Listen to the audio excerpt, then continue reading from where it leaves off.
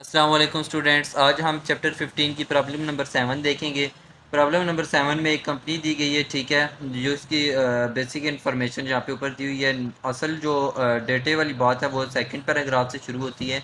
यहाँ पे वो कहता है कि इसका जो मैनेजर है वो has identified several companies engage solely in manufacture and sale of oil drilling equipment whose common stock are publicly traded. Over last 5 years, the median average beta for this company is 1.28।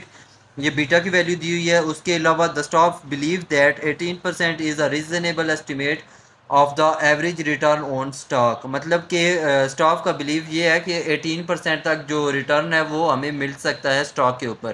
तो return of market हो गया 18%। इसके बाद ये कहता है कि foreseeable future and risk free rate will be rounded to 12%। Risk free rate जो है वो हमें 12% दिया हुआ है, ठीक है। उसके बाद वो कहता है कि ये जो कंपनी है uses 40% debt and 60% equity. 40% debt use करती है और ये 60% इक्विटी यूज़ करती है। After tax cost of debt is 8%, ठीक है। इसके बाद इसकी रिक्वायरमेंट आती है। On the basis of information determined required rate of return for the project using CAPM approach.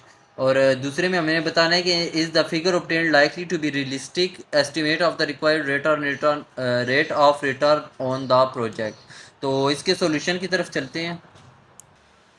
तो सबसे पहले हम कॉस्ट ऑफ इक्विटी फाइंड कर लेंगे यूजिंग कैपेम, ठीक है। कैपेम का फार्मूला है risk free rate plus beta into R M minus R F, ठीक है।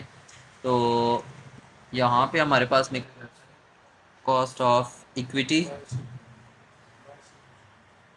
रिस्क फ्री रेट 12% तो 0.12 आ जाएगा, plus beta 1.28 into R M, risk of market 18% था तो 0.18 माइनस 0.12। तो ये हमारे पास कॉस्ट ऑफ इक्विटी आ जाएगा। कॉस्ट ऑफ इक्विटी हम चेक कर ले तो हमारे पास आंसर है 0.1968 या 19.68%, ठीक है। ये हमारे पास आ गया कॉस्ट ऑफ इक्विटी। नेक्स्ट उसमें जो चीज़ दी हुई थी वो था cost of debt. Cost of debt की उसने हमें डायरेक्ट वैल्यू बताई हुई थी, वो थी 8%। अब कंपनी का जो मालिक है वो ये कहता है कि जो हम यूज़ करते हैं टोटल अमाउंट का 60% इक्विटी में यूज़ करते हैं और 40% डेट से हम यूज़ करते हैं। तो इसमें फिर डायरेक्ट वेटेड एवरेज वाला फार्मूला हम यूज़ कर लेंगे, ठीक है। उससे क्या होगा कि हमारे पास रिटर्न निकल आएगा, रिक्वायर्ड रिटर्न, रिक्वायर्ड रिटर्न, ठीक है। 60% इक्विटी का था तो 60% मतलब 0.6 इंटू इक्विटी की जो वैल्यू आंसर आया वो आ जाएगा 0.1968 प्लस 40% डेट का था तो 0.4 हो जाएगा, साथ में इसके आ जाएगा 8% यानी कि 0.08। तो इसको जब हम सिंप्लीफाई करेंगे तो हमारे पास रिक्वायर्ड रिटर्न आ जाएगा। तो इसको हम सिंप्लीफाई करें तो हमारे पास आता है आंसर 15%, 0.15 या 15%, ठीक है। तो ये हमारा हो गया रिक्वायर्ड रिटर्न, ये हो गया हमारा पार्ट ए। अब बी पार्ट में वो कहता था कि मतलब ये जो हमने आंसर निकाला है ये अप्रोचेबल है या नहीं है।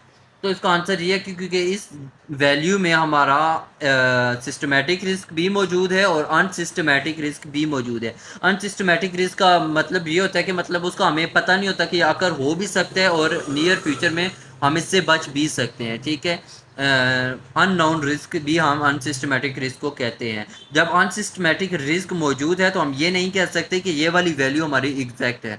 तो इस वजह से ये अनरियलिस्टिक वैल्यू हमारे पास आंसर आया है। तो ये होगी हमारी प्रॉब्लम नंबर 7 चैप्टर 15 की। उम्मीद है आपको समझ आ गई होगी। अगर कोई कन्फ्यूजन है तो आप कमेंट में पूछ सकते हैं। चैनल को सब्सक्राइब करना और वीडियो को लाइक करना मत भूलिएगा। अल्लाह हाफिज़।